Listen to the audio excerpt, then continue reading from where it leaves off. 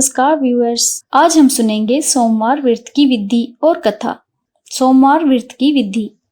सोमवार का व्रत साधारणतया दिन के तीसरे पहर तक होता है। व्रत में फलाहार या पारण का कोई खास नियम नहीं है, किंतु ये आवश्यक है कि दिन रात में केवल एक ही समय भोजन करें। सोमवार के व्रत में शिव जी और पार्वती जी का पूजन करना चाहिए। सोमवार के व्रत 3 प्रकार के हैं: साधारण प्रति सोमवार, सौम्य प्रदोष और 16 सोमवार। विधि तीनों की एक जैसी है। शिव पूजन के पश्चात कथा सुननी चाहिए। प्रदोष व्रत 16 सोमवार कथा तीनों की अलग अलग है, जो आगे लिखी गई है। सोमवार व्रत की कथा। एक बहुत धनवान साहूकार था, जिसके घर में धन आदि किसी प्रकार की कोई कमी नहीं थी, परंतु उसको एक दुख था कि उसको कोई संतान नहीं था। वो उसी चिंता में रात दिन रहता था। वो पुत्र कामना के लिए प्रति सोमवार को शिवजी का व्रत और पूजन किया करता था तथा सायंकाल को शिव मंदिर में जाकर शिवजी के श्री विग्रह के सामने दीपक जलाया करता था। उसके इस भक्ति भाव को देखकर एक समय श्री पार्वती जी ने शिवजी महाराज से कहा कि हे प्रभु, ये साहूकार आपका अनन्य भक्त है और सदैव आपका व्रत और पूजन बड़ी श्रद्धा से करता है। इसकी मनोकामना पूर्ण करनी चाहिए। शिवजी ने कहा, हे पार्वती, ये संसार कर्म क्षेत्र है। जैसे किसान खेत में जैसा बीज बोता है वैसा ही फल काटता है, उसी तरह संसार में जैसा कर्म करते हैं वैसा ही फल भोगते हैं।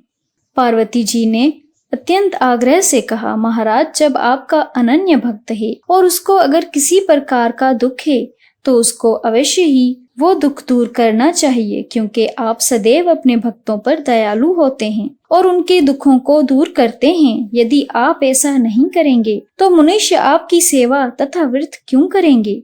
पार्वती जी का ऐसा आग्रह देख शिवजी महाराज कहने लगे, हे पार्वती, उसको कोई पुत्र नहीं है। उसी चिंता में ये अति दुखी रहता है। उसके भाग्य में पुत्र ना होने पर भी मैं उसको एक पुत्र की प्राप्ति का वर देता हूँ, परंतु पुत्र केवल 12 वर्ष तक जीवित रहेगा। उसके पश्चात वो मृत्यु लोक को प्राप्त हो जाएगा।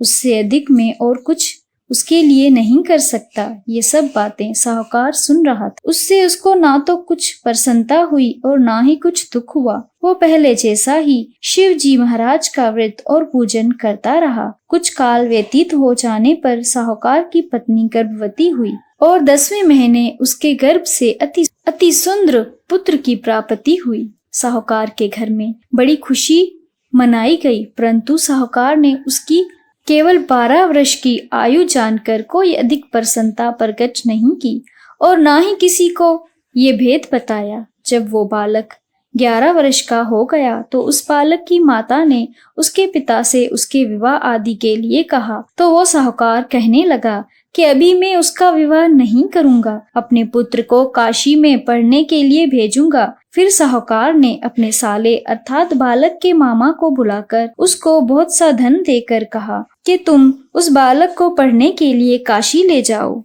और रास्ते में जिस स्थान पर भी जाओ यज्ञ करते और ब्राह्मणों को भोजन कराते जाओ। वो दोनों मामा भांजे यज्ञ करते और ब्राह्मणों को भोजन कराते जा रहे थे। रास्ते में उनको एक शहर पड़ा।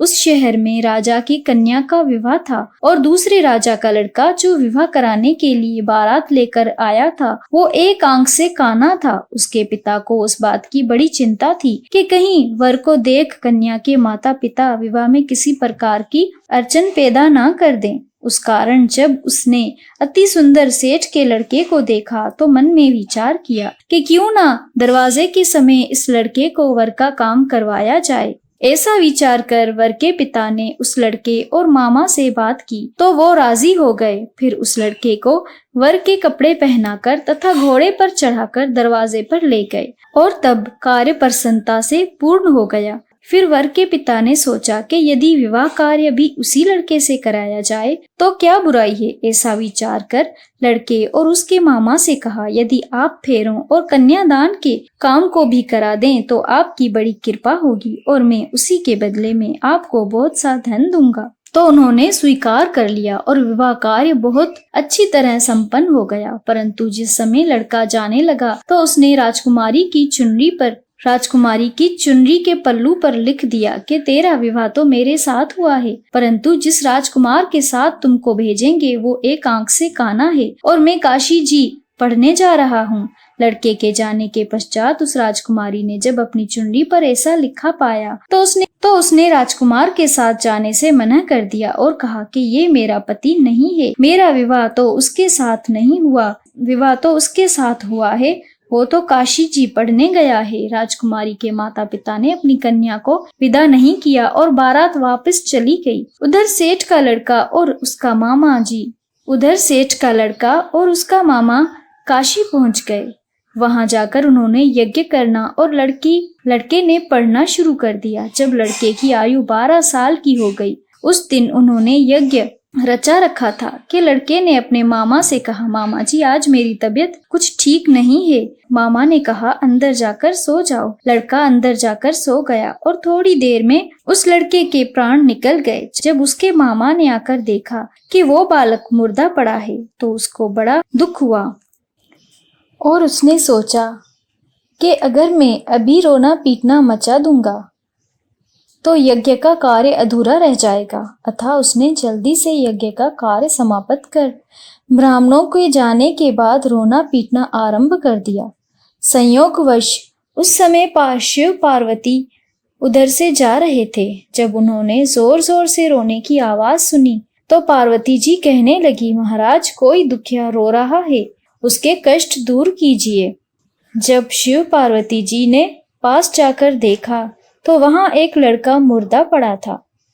पार्वती जी कहने लगी, महाराज ये तो उसी सेठ का लड़का है जो आपके वरदान से हुआ था। शिव जी कहने लगे, हे पार्वती इसकी आयु इतनी थी सो ये भोग चुका। तब पार्वती जी ने कहा, हे महाराज उस बालक को और आयु दो, नहीं तो उसके माता पिता तड़प तड़प कर मर जाएंगे। पार्वती जी के बार बार आग्रह करने पर शिवजी महाराज ने उसको जीवन दान दिया और शिवजी महाराज की कृपा से लड़का जीवित हो गया। शिव पार्वती कैलाश चले गए। तब वो लड़का और उसके मामा इसी प्रकार यज्ञ करते तथा ब्राह्मणों को भोजन कराते अपने घर की ओर चल पड़े।